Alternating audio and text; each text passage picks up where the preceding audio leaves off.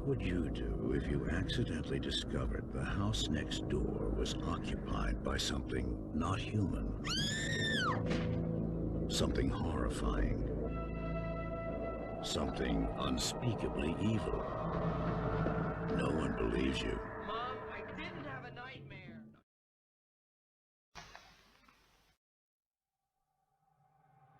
Salut. Aujourd'hui, je vais faire la critique du film Vampire, vous avez dit Vampire, ou Fright Night en VO. Ce film m'a été proposé par un ami, Julien Breton de la chaîne Le Ciné de Mr. J. Le lien de sa chaîne sera dans la description.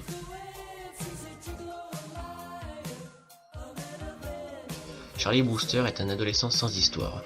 Il partage sa vie entre sa mère, sa petite amie, ses copains et ses séries préférées à la télévision sur les films d'horreur de série B.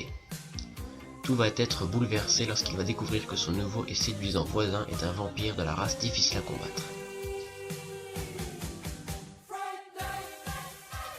Le scénario est très bon, je n'ai rien de plus à dire.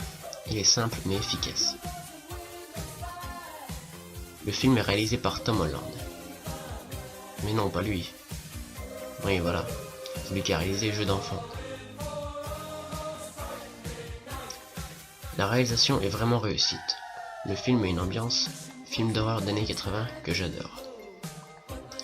Certains plans utilisés sont très intéressants, notamment celui où Jerry est dans la chambre de la mère de Charlie et qu'en arrière-plan un miroir se fait apercevoir.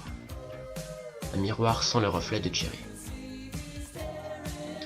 Pour les acteurs, nous avons Chris Sarandon, Roddy McDowall, William Ragsdale, Amanda Beers et Stephen Geoffrey.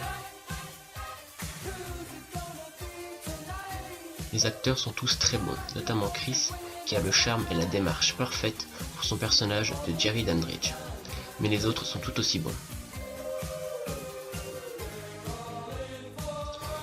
Les effets spéciaux sont nombreux et très réussis, surtout pour l'époque.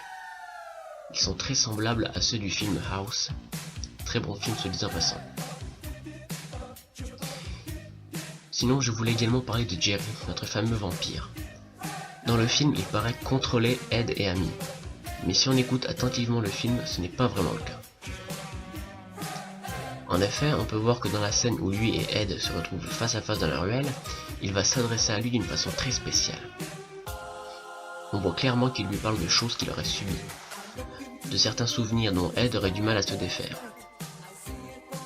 Nous pouvons voir dans la première partie du film que sa relation avec Charlie n'est pas d'une grande amitié. Les deux garçons sont souvent en désaccord, et cela crée pas mal de disputes entre eux. Jerry lui dit que s'il prend sa main, tout ira mieux pour lui, et il va même jusqu'à l'appeler par son véritable nom, Edward.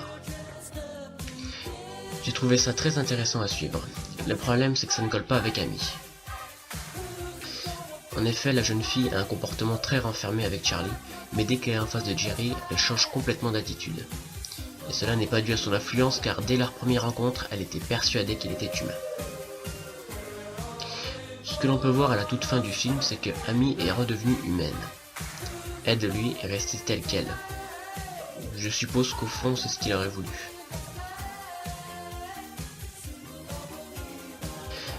Les vampires dans ce film ont vraiment une belle gueule. Rien à voir avec ce Twilight.